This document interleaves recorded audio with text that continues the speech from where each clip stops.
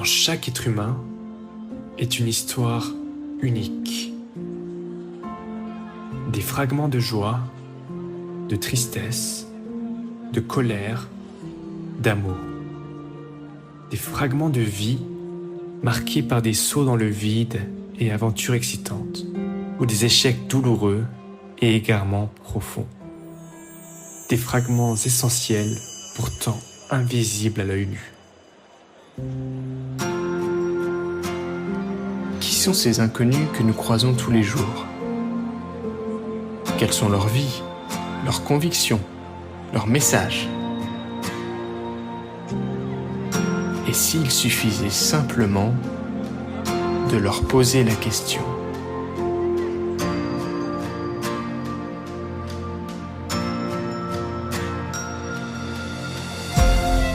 Dans ce podcast, nous allons à la rencontre de celles et ceux que l'on ne prend pas assez le temps d'écouter et qui ont pourtant tellement à nous apprendre. Chaque semaine, nous parcourons les villes et les villages pour recueillir les témoignages de femmes et d'hommes ordinaires, aux histoires pourtant singulières, voire extraordinaires. Ensemble, nous rassemblons les précieux fragments de vos existences pour croiser les regards et vous partager la richesse du monde qui nous entoure. Bienvenue dans le podcast qui vous donne la parole. Bienvenue dans Fragments d'essence.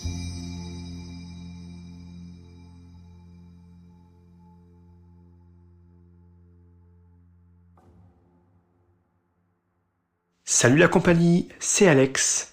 Alors, si tu as des douleurs corporelles et musculaires, si tu ressens du stress ou de l'anxiété, si tu recherches le bien-être au quotidien, eh bien, ce 28e épisode est fait pour toi. Aujourd'hui, on met l'accent sur les termes et pour cela, on se retrouve dans le département de la Haute-Saône, en région Bourgogne-Franche-Comté et plus précisément à Luxeuil-les-Bains. En 2021, la commune comptait plus de 6600 luxoviens et luxoviennes. Il s'agit de la 4e commune la plus peuplée du département, après Vesoul, Héricourt et Lure. Durant la période celtique, qui commence à partir de 1100 avant Jésus-Christ et qui voit les populations indo-européennes se regrouper à l'ouest de l'Europe, la cité est déjà réputée pour ses sources d'eau chaude. Grâce à l'existence des thermes, la vie artisanale se développe alors progressivement sur le territoire. À la fin de l'Antiquité, une nouvelle ère à la fois spirituelle et intellectuelle vient couvrir le lieu par le biais notamment de Colomban de Luxeuil, un moine irlandais qui a évangélisé la ville. Pendant la Renaissance, cette dernière s'embellit encore d'un riche patrimoine architectural et ornemental. En 1330, l'abbé Eudes de Charenton termine de bâtir la basilique Saint-Pierre, consacrée à Saint-Pierre et Saint-Paul. Par ailleurs, la plupart des édifices civils datent du XVe siècle, comme la tour des Échevins ou la maison espagnole. C'est sous le règne de Louis XV que fut construit l'actuel bâtiment d'architecture classique des thermes en grès rose des Vosges. Il faut cependant attendre l'époque contemporaine pour que ces thermes prennent nettement plus d'importance. Au début du XIXe siècle, l'activité économique principale de la commune est la dentelle de Luxeuil. Une dentelle à l'aiguille qui se caractérise par des lacets cousus par points d'aiguille sur du papier et qui se rapproche de la tradition des dentelles de Milan et de Venise. Celle-ci se transforme en industrie textile avec la révolution industrielle. De nos jours, outre ses thermes et sa dentelle, Luxeuil-les-Bains est aussi connu pour ses spécialités culinaires, et notamment le jambon de Luxeuil, produit haut de gamme de la charcuterie gastronomique traditionnelle franc-comtoise, qui lui vaut le label « Site remarquable du goût ». Eh bien ça tombe bien, puisqu'aujourd'hui on va aussi plonger dans l'analyse du proverbe « On ne fait pas d'omelette sans casser des œufs ». Et sans plus attendre, place au fragment d'essence.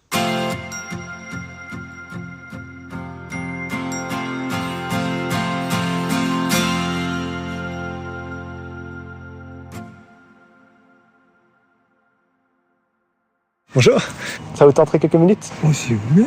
Ok, super. Moi, c'est Gérard. Gérard, enchanté Gérard. Bienvenue dans Fragment d'essence. Moi, c'est Alex. Première question, quelle est votre vision du bonheur, Gérard? Pas spécialement, parce que là, j'ai failli mourir.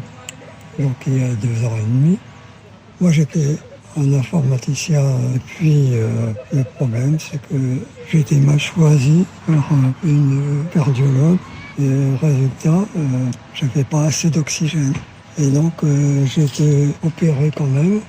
Et après l'opération, ils ne comprenaient pas que je vivais encore. Ah oui. C'était le cœur.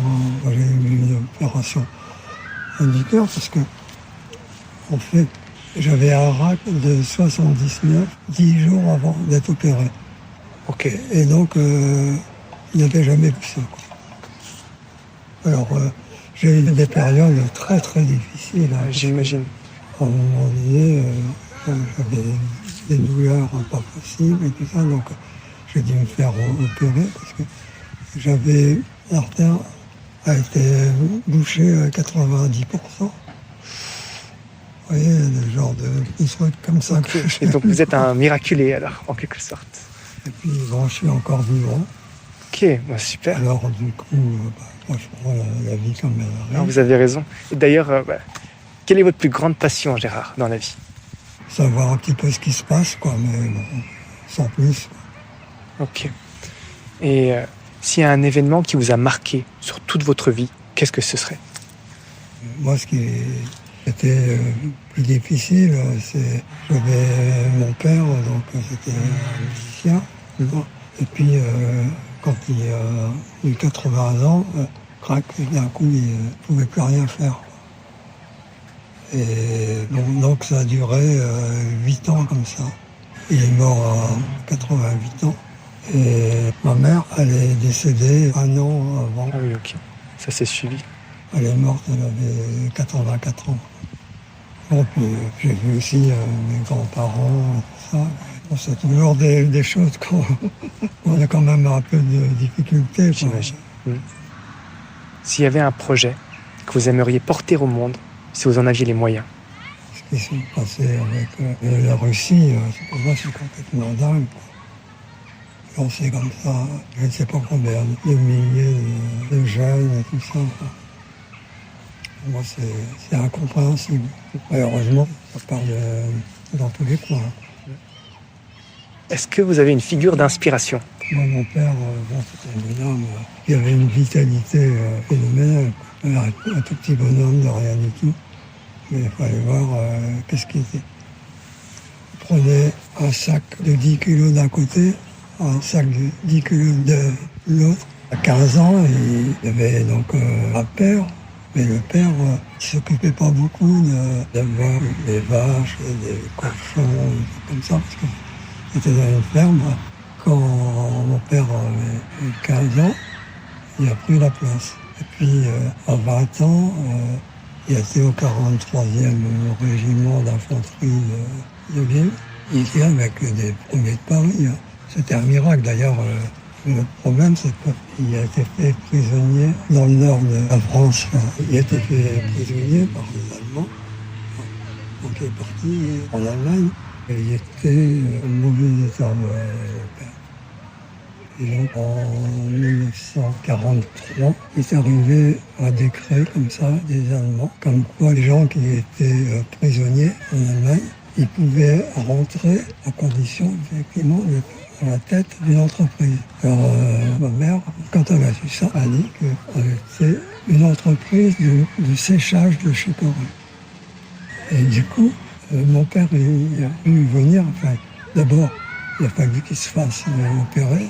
Et après, il a repris la ferme. Donc il est retourné à la ferme. Ouais. Ok. Mais lui, il était dingue. Wow. Il y avait eu une opération, on lui a dit, interdit de travailler pendant 1 mois. Ok. Il travaillait quand même? Il est resté à la maison un jour. Le lendemain, il est reparti travailler. Wow.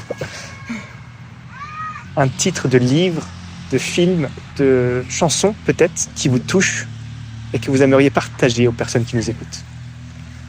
Oui, tout ça très cool. C'est la meilleure chanteuse française. Hein. Edith Piaf? Edith Piaf. Ah oui, ok. Là, de temps en temps, moi, je chantais. Dès qu'elle entendait une chanson, elle l'enregistrait tout de suite. Hein. Elle était capable, il ne fallait pas qu'elle l'entende deux fois. Hein. Une fois, ça suffisait. Après, elle pouvait rentrer comme ça dans son registre. Oui. Proverbe du jour, on ne fait pas d'omelette sans casser des œufs. Qu'est-ce que ça vous inspire? Il faut faire attention à ce qu'on fait, quoi. Pas faire n'importe quoi. Pas de fumée sans feu. Ouais, c'est ça. Est-ce que vous auriez un message à faire passer aux personnes qui nous écoutent? C'est-à-dire que les gens doivent être honnêtes et travailleurs. Moi, maintenant, je suis capable de travailler. J'étais ingénieur en informatique. C'était une passion, l'informatique, pour vous? Vous saviez dès le départ que vous vouliez être dans l'informatique? Non.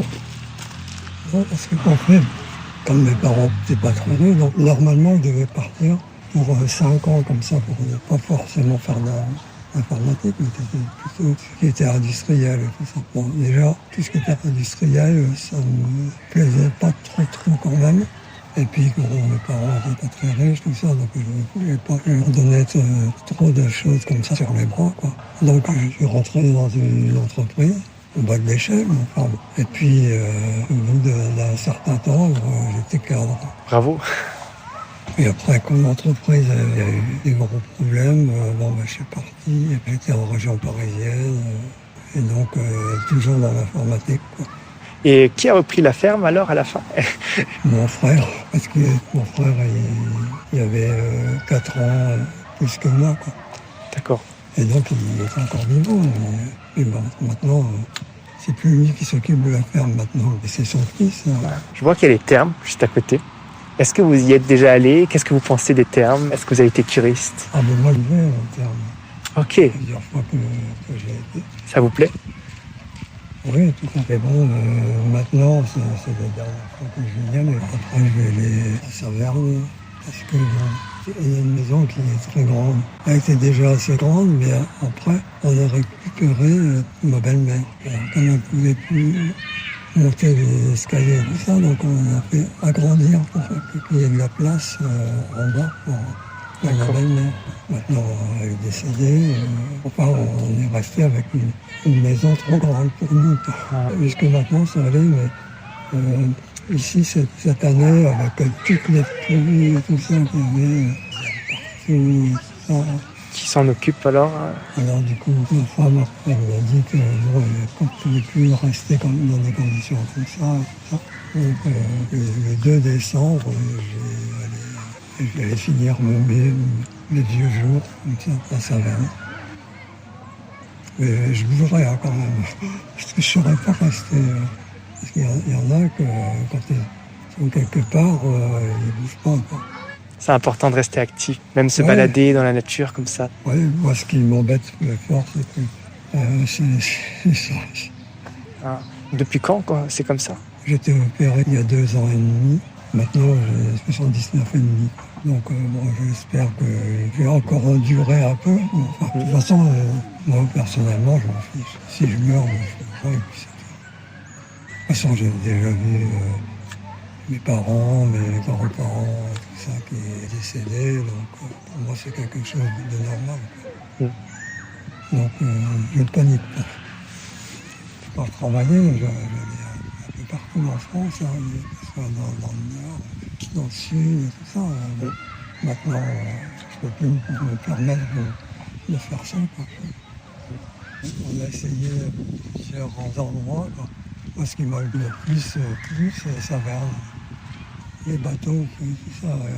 Oui, il y a tout. Il y a des gens qui viennent comme ça, on peut parler déjà avec eux. Et il y en a qui viennent comme ça pour la moitié de l'année, comme ça, simplement parce qu'ils aimaient bien. Oui, très bien. Merci beaucoup pour ce partage, Gérard. Je vous souhaite une très bonne journée, une bonne continuation. Merci.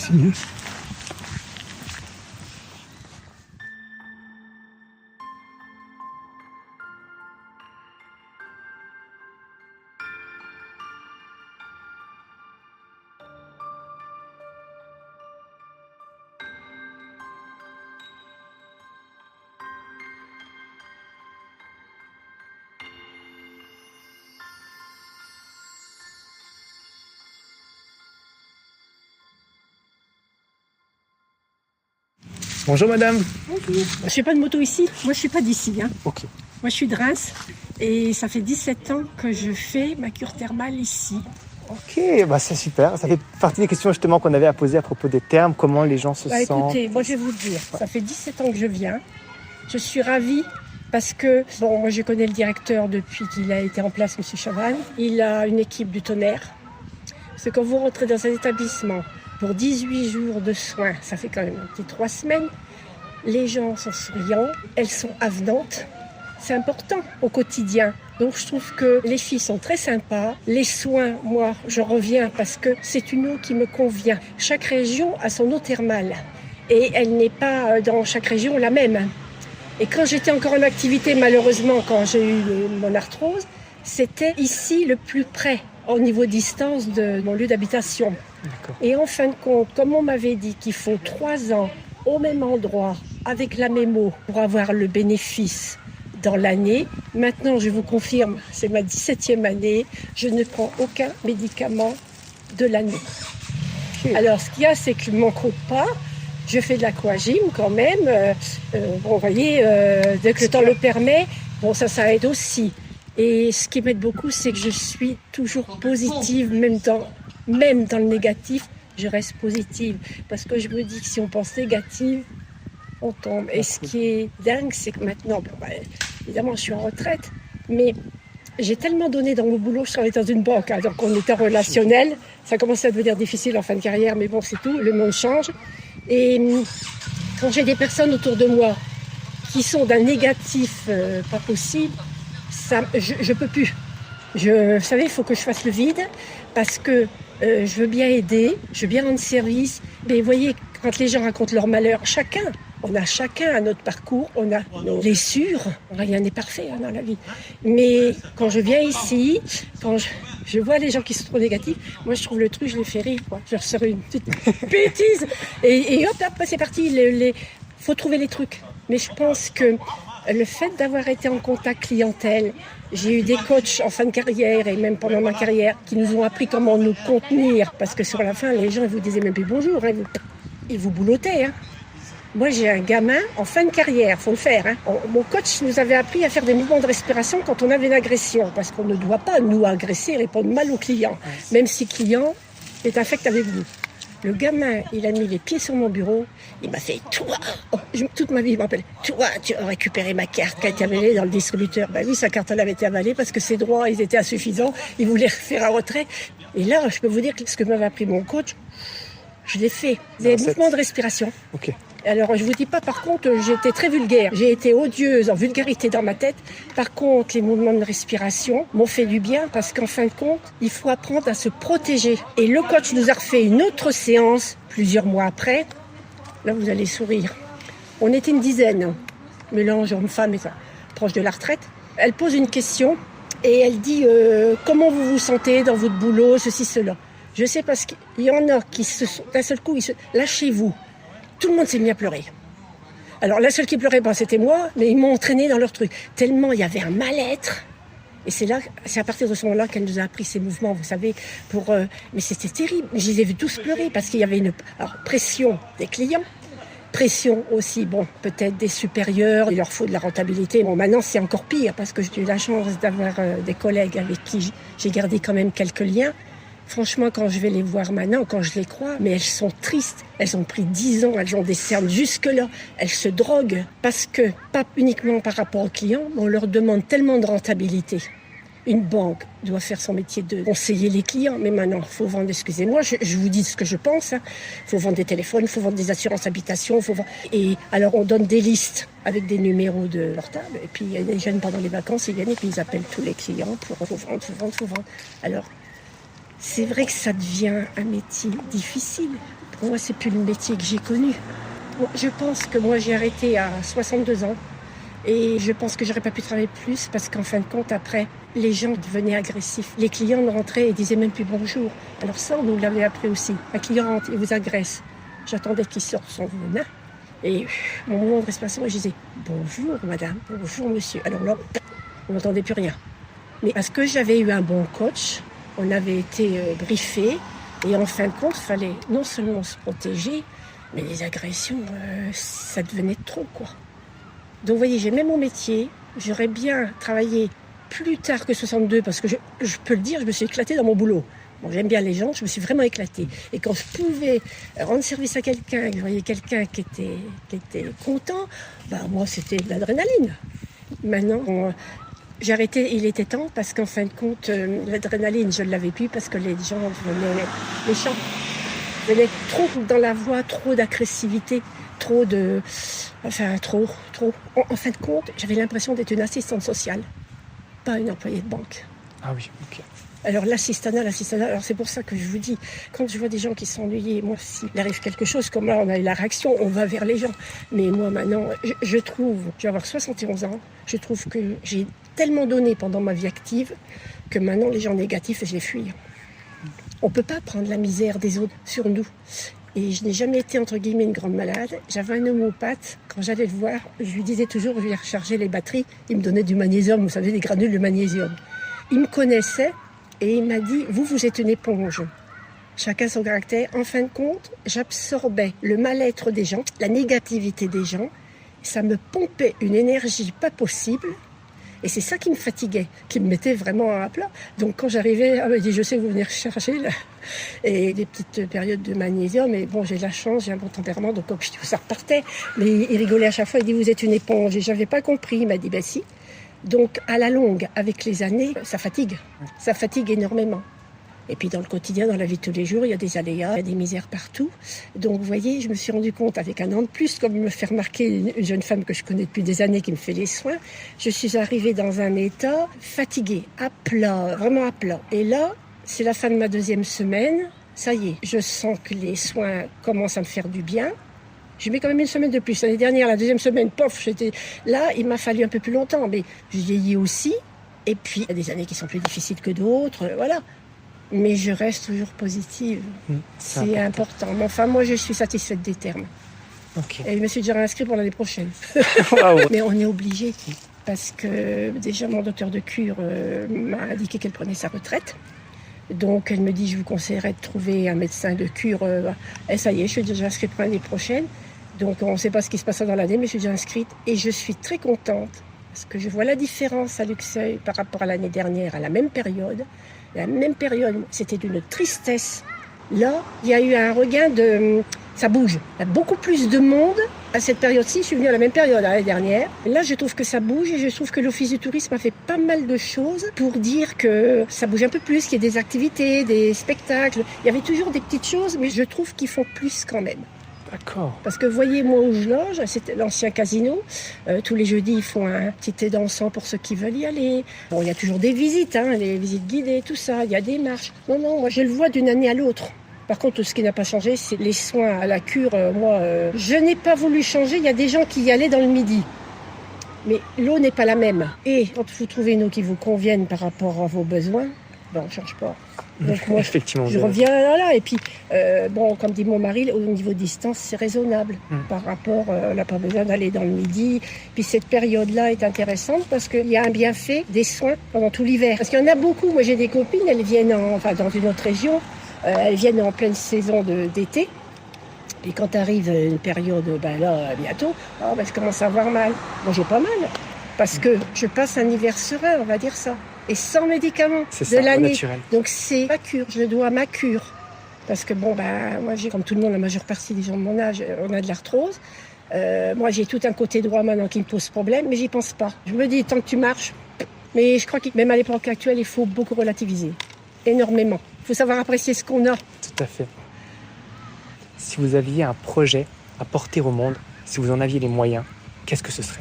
Un projet personnel, je dirais, comme il y a quelque chose qui me touche beaucoup en ce moment par rapport à une belle-fille qui a été touchée par la maladie. Donc, c'est la femme de mon fils. Donc, je pense que ce qu'ils vivent, on l'a vécu forcément. Et c'est ça qui m'a énormément fatiguée. Et moi, je souhaite qu'elle aille mieux, que la maladie s'estompe. C'est un cancer du sein, mais c'est moins 40 ans. Et donc, ce que vit mon fils avec sa femme, et puis nous, on a des petits-enfants, je pense que cette année, elle a été lourde à porter. C'est pour ça que je suis arrivée fatiguée aussi plus que d'habitude. Quand ça touche aux enfants, c'est un peu normal, Donc moi, ma priorité, elle serait pour ma famille, pour la santé. La santé, parce que je trouve dingue, on entendait beaucoup au niveau du cancer, on entendait beaucoup pendant des... Mais pas à ce point-là. Maintenant, on a l'impression que c'est récurrent, quoi. Puis 40 ans, ça fait jeune. Hein. Effectivement. Alors, ils sont tous les deux pharmaciens. J'ai mon fils qui est en relation avec des malades toute la journée à la pharmacie. Il a le même caractère que sa mère. Il relativise. Je suis contente qu'il dit, tu sais, maman, il y a pire. Mais c'est lourd à porter quand on a 40 ans. Il dit, ça ne devrait pas arriver à cet âge-là. Et je le comprends. Ça arrivera encore à une personne de mon âge. Bon, c'est tout. Mais 40 ans, ça fait jeune. C'est pas quand on a des jeunes enfants.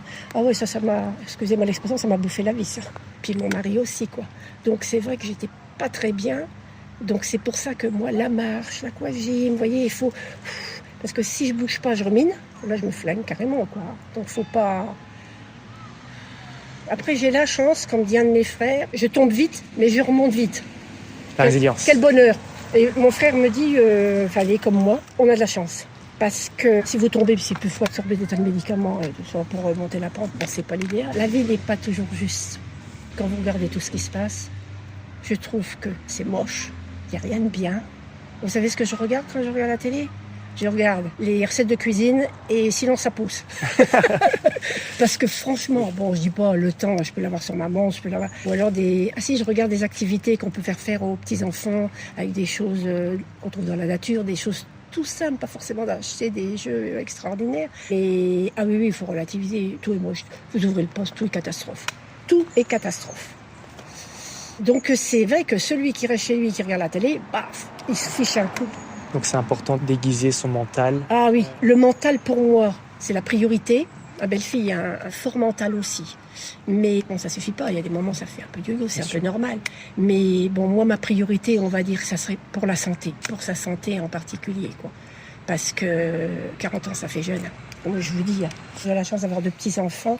Donc, ce qui lui permet d'avoir autre chose. Il n'y a pas de recette. On ne peut pas écrire un bouquin ou donner des recettes pour savoir comment vivre, savoir comment faire. Parce que chacun a un caractère différent. Moi, j'ai une copine avec qui je fais de l'aquagym. J'aime bien, mais je la fuis. Parce qu'il faut toujours être derrière elle pour la booster. Je vais encore vous faire rire. Un jour, elle rentre dans le bassin. J'aurais jamais dû lui poser la question. Comment vas-tu ? Ah, bon, alors là, c'était parti, lamentation et tout ça. Ce jour-là, manque de bol, dans ma tête, j'étais pas très bien. Je vais à l'aquagym pour me détendre. Je sais pas ce qui m'a pris. Les copains, on se connaît depuis une paire d'années. Je suis partie, pourtant je suis pas une méchante. Hein. Je lui ai dit, écoute, tu viens ici, c'est pour te détendre, c'est pour te vider la tête. Alors tes soucis, tu les laisses à la porte. Je sais plus ce que je lui dis. Puis maintenant, tu fais ton cours. Et puis basta, mais tu laisses ces misères à la porte. Et les copains m'ont vu, il y en a un derrière, un copain il m'a fait ça. Et puis après, je me suis rendu compte, je m'en porte jamais, je suis d'un tempérament. Alors, j'ai quand même été fort quand même.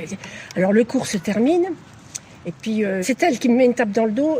Je me retourne et dis, tu sais ce que tu m'as dit, ça m'a fait beaucoup de bien.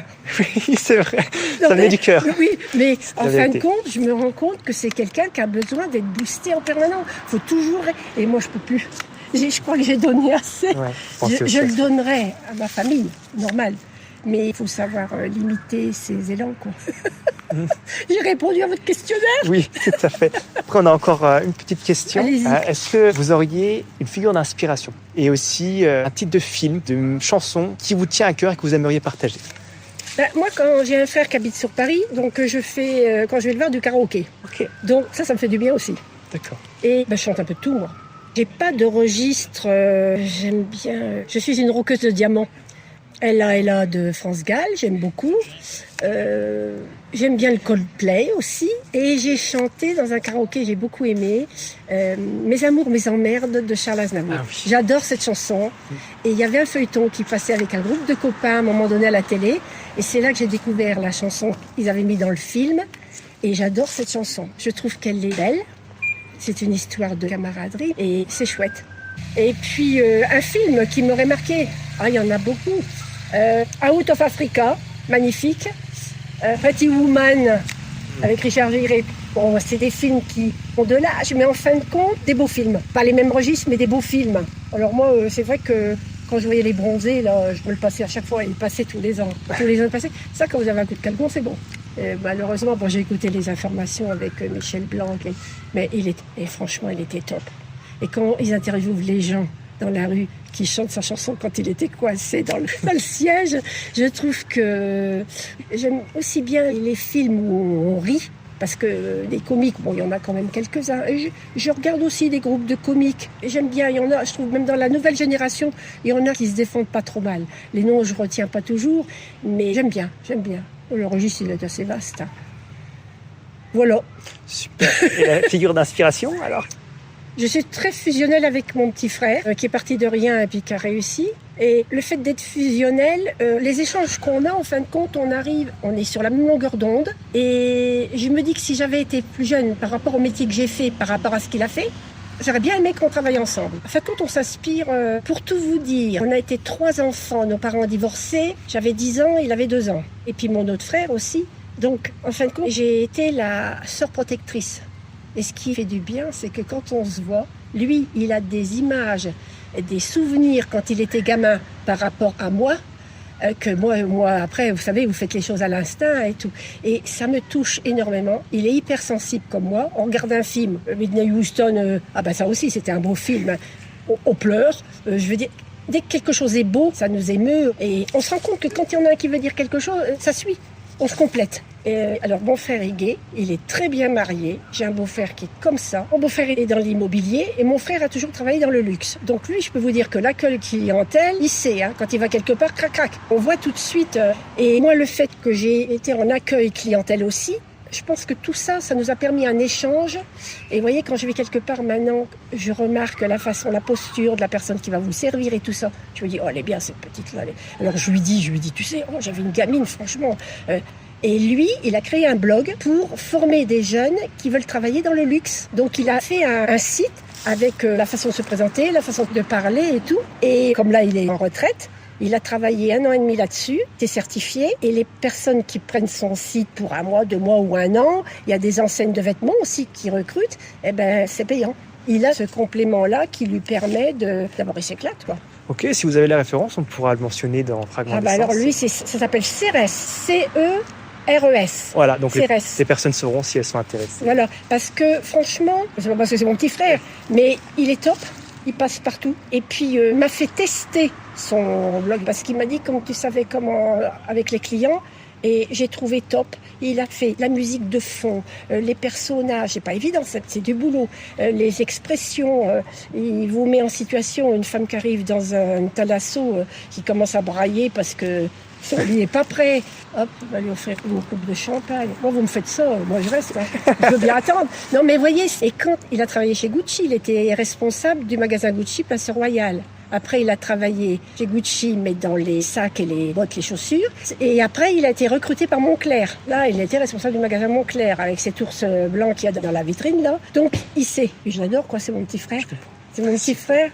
Et oui, non, franchement, ce qu'il a fait. Alors, évidemment, il est content quand je lui dis que c'est bien. Il dit, qu'est-ce que t'en penses ? Oh, j'aime bien. Ou la musique. Bon, là, c'est un peu trop fort, faut que tu la réduises. Mais il a testé. Alors, lui, comme moi, on a adoré Barry White. On adore toujours Barry White, hein.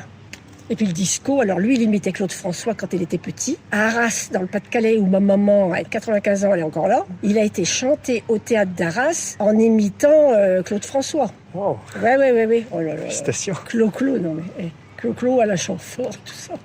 Ah oui, c'est... Puis moi, j'allais l'applaudir. Je l'enregistrais. Et c'était gamin. Hein. Ah, il me dit, je me rappelle, c'était ma première fan. Alors c'est vrai que, bon, ça touche. Donc moi, mes bonheurs, et voilà, c'est ça. Puis mon mari, évidemment, 47 ans de mariage. Oh, félicitations. Quelle est la recette alors de l'amour ? Il n'y a pas de recette. Parce que, en fin de compte... Qu'est-ce que c'est l'amour ? L'amour, ça s'explique pas. Ça se vit. C'est-à-dire, le coup de foudre, ça existe. Hein, et on n'a pas les mêmes goûts, mais on se complète. Et vous voyez, avec les années, quand tu arrives lors de la retraite, parce que lui, il a travaillé, il était militaire de carrière pendant 15 ans. Il a pris des cours du soir. Il est devenu ingénieur automaticien avec ses cours du soir. Il allait travailler sur Paris, le TGV n'existait pas. Il faisait 5h30 de transport par jour pour rentrer à la maison. Donc lui, il s'est usé. Hein. Le TGV n'existait pas à l'époque. Il aurait été moins fatigué si c'était TGV. Enfin bref, c'était comme ça. Moi, je travaillais à Reims, donc à la banque. On avait 2 enfants. Donc moi, je gérais la maison, les mômes, le boulot. On s'en est toujours sortis. On a démarré avec 0 pépette. Donc tout ce que j'ai, j'apprécie. Parce que je me dis, j'ai eu par un autre boulot. Je suis pas une femme exigeante, j'apprécie ce que j'ai. Faut pas voir ce qu'on n'a pas, faut voir ce que l'on a. C'est des choses toutes simples, mais bon, c'est vrai, je dis pas qu'il y a des moments, je dis oh. Et puis en fin de compte, après coup, je dis non, je les envie pas. Vous savez, faut relativiser. Alors notre recette pour la retraite, ce qui n'est pas évident parce que vous réapprenez à vivre ensemble. Alors là, quand vous êtes le quotidien, vous découvrez des choses que vous n'avez pas envie de voir, surtout une femme, un truc qui n'est pas rangé ou bon. Après, bon, il est carré dans son domaine, moi je suis carré aussi. Donc lui, il fait encore de la moto. J'en ai fait longtemps avec lui, mais bon, maintenant, mon côté me gêne, donc c'est tout. Il s'évade, il a un copain fait de la moto et il fait du tir. Okay. Donc ça lui permet 2 échappatoires. La première semaine de cure, il vient avec moi. Donc l'après-midi, on va marcher. Le matin, il fait son petit tour aussi. La deuxième, il rentre à la maison. Comme ça, il fait ce qu'il a à faire. Et puis, on est célibataire pendant une semaine, on s'appelle tous les soirs. Je peux vous dire que j'ai jamais autant de petits mots avec des cœurs. Et puis la 3e semaine, il arrive demain, je suis contente. En fin de compte, il n'y a pas de recette. En fin de compte, on se complète parce que ça fait tellement longtemps qu'on se connaît. Et tous les deux, on a été des enfants de parents divorcés. D'accord. Donc, je peux pas dire que c'est ça qui nous est rapprochés, mais après, moi, j'ai eu dur quand même, parce que comme il était militaire de carrière, j'étais fonctionnaire, fallait que je demande des mutations. Alors, j'ai eu la première, j'ai eu la deuxième, j'ai pas eu la troisième. Donc, avec une petite paye de sergent, à l'époque, on n'avait qu'un enfant, on arrivait juste à payer le loyer. Hein. Mais voyez, c'est des bons souvenirs. Je me rappelle de ça, et je me dis, maintenant, on a une maison, on a un petit jardin, les gosses ont du boulot, ils n'attendent pas sur nous. C'est ça le bonheur. J'aime toujours mon mari. C'est beau, félicitations. Et voyez ce qui me fait mal au cœur des fois, avec les curistes, on se connaît avec les années. Vous ne pouvez pas vous imaginer, ça me choque, le nombre de femmes qui massacrent leur bonhomme. Mais c'est terrible, hein. C'est terrible. Hein. Et moi, ça me choque parce que, si on se fait des petits breaks comme ça, une semaine, là, je suis allée 10 jours dans les Cévennes avec mon petit frère et son mari, où je me suis éclatée, mon mari était content pour moi, après j'étais contente de rentrer, quoi. Mais là, clac. Alors moi, je dis rien, je parle pas parce que sinon je vais passer pour une trop positive, ça va les emmerder. Non, vous voyez, dans ce cas-là, ça dépend du caractère. Mais en fin de compte, on dit que les opposés s'attirent. On a un couple de copains, tous les deux identiques. Ils ont fait 3 mômes, ils sont plus ensemble. Elle lutte. Le matin, elle s'asseyait. Elle tartinait ses biscottes. Puis un jour, je crois qu'elle en a eu marre. Mais alors, tout était... Il n'y avait pas... C'est même pas de l'imprévu. De l'imprévu, il y en a dans la vie, mais c'était... Tout carré, tout planifié. Ah, trop. Trop planifié. Trop. Après, et vous savez, moi, quand je me suis retrouvée en retraite, je me disais, bon, allez, tel jour, je vais faire ça, tel jour, je vais faire ça. Et alors, mon mot pas dit, mais il ne faut pas faire ça. Et en fin de compte, j'ai écouté quand même ce qu'il m'a dit, et je me rends compte que quand je me lève, suivant le temps et tout, par exemple, je vais aller dans le jardin, je vais désherber. Mon mari me dit, tu sais que ça fait 2 heures que tu es dehors? Non, moi, je ne suis pas rendu compte. C'est à l'instinct.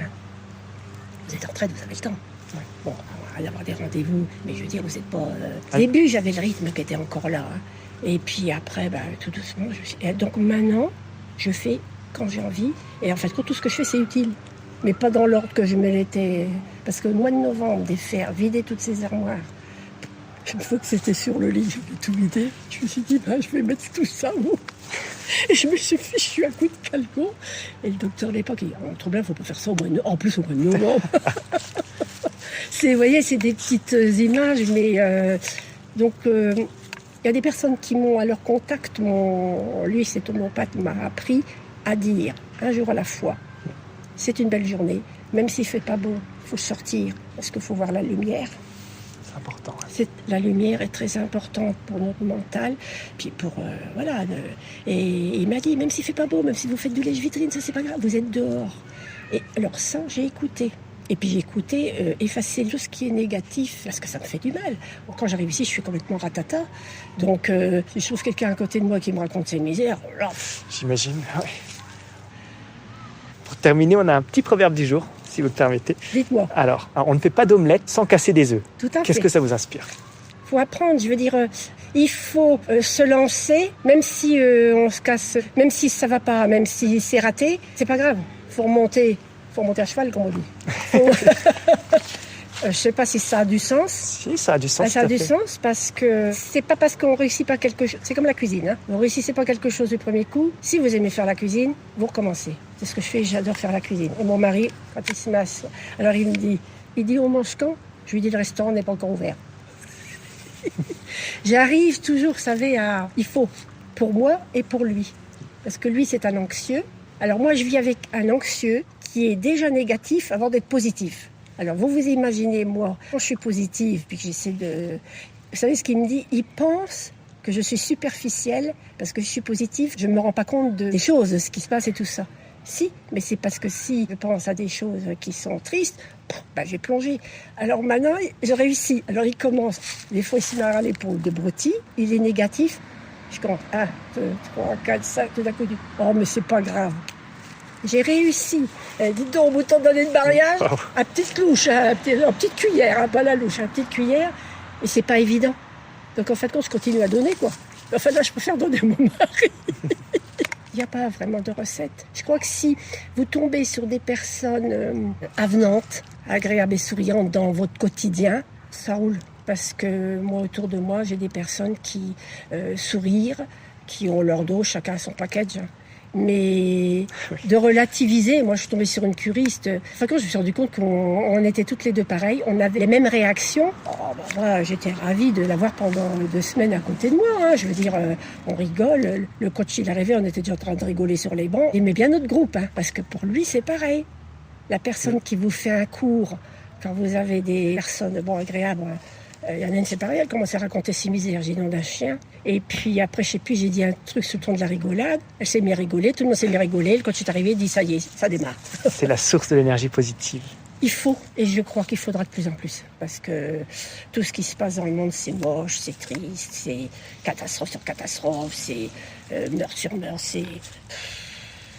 Et vous savez que moi, quand je viens tout seul, mon mari il m'a dit, je vais me tâcher une petite bombe de défense, Vous savez, déjà, je ne me balade pas le soir dans les parcs et les trucs comme ça.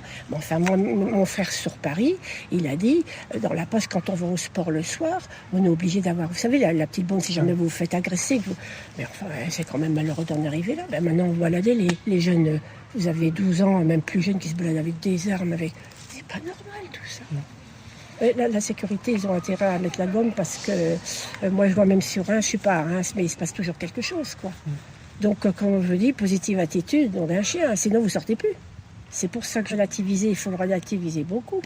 Vous savez que moi, je remarque quand je vais en cure, la tranche d'âge, il y a différentes tranches d'âge, mais des fois, c'est les personnes qui sont très âgées, qui sont comme ça, qui ont un mental. Je vous dis, j'ai maman, j'espère que je tiens de ma mère, elle va avoir 95 ans, elle écoute les jeux à la télé. Une fois, je suis allée avec elle, tac, elle répondait et elle lit beaucoup. Okay. Donc la lecture et puis les jeux, clac.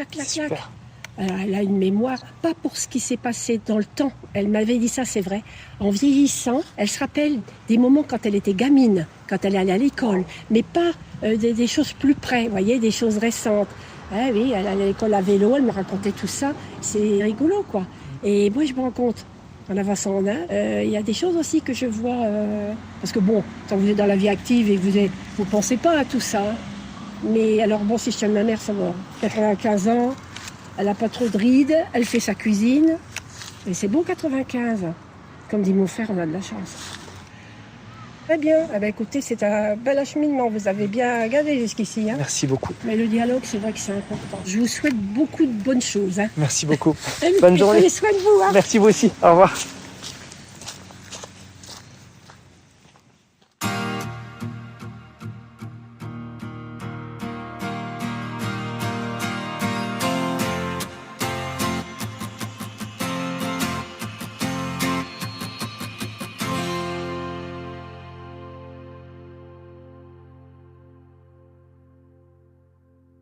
Et c'est ainsi que s'achève le 28e épisode de Fragments d'essence à Luxeuil-les-Bains.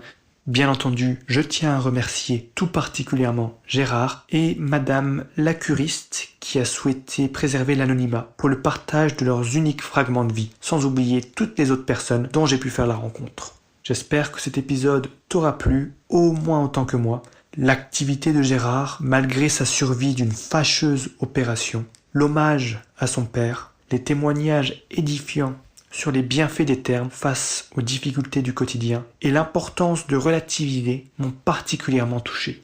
J'ai également une pensée émue envers toutes les personnes affectées par le cancer du sein et plus largement toutes les personnes dont la santé, qu'elle soit physique ou mentale, est affectée. et leur souhaite une bonne convalescence. Pour en venir au proverbe du jour, on ne fait pas d'omelette sans casser d'œufs. Il était aussi intéressant d'écouter les différentes analyses des personnes interviewées. En effet, je ne vais pas vous apprendre la recette d'une omelette aujourd'hui, mais l'image ici représente le fait que, de manière générale, dans ces projets, on n'aboutit pas aux résultats souhaités, voire rêvés, sans prendre des risques. Le fait est qu'il n'y a pas d'effet sans cause. S'il n'y a pas d'arbre sans racines, pas de ruisseau sans source, il n'y a pas non plus de fumée sans feu. Alors oui, parfois, la meilleure façon de gagner est de prendre des risques. Mais parfois aussi, la pire façon de gagner est de prendre des risques. Reste à savoir à quel point nous sommes riscophiles ou riscophobes. Que perdons-nous à prendre des risques? Et que gagnons-nous réellement à prendre des risques? Sur ces questionnements, je vais vous laisser avec ou sans omelette. Je vous donne rendez-vous la semaine prochaine pour un nouvel épisode. Cette fois, Florian sera votre guide à Rumilly avec comme proverbe du jour l'étiquette et l'esprit de ceux qui n'en ont pas. Prenez bien soin de vous et à bientôt.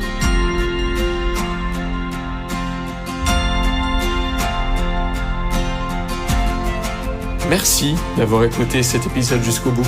Si tu l'as apprécié et si tu souhaites nous aider à reconstituer ces fragments d'essence, le mieux c'est de partager le podcast à tes proches. C'est notre meilleure communication et ça aide considérablement notre travail à gagner en visibilité. Tu peux aussi nous donner 5 étoiles sur Spotify ou iTunes et laisser un commentaire pour nous faire part de tes avis et suggestions.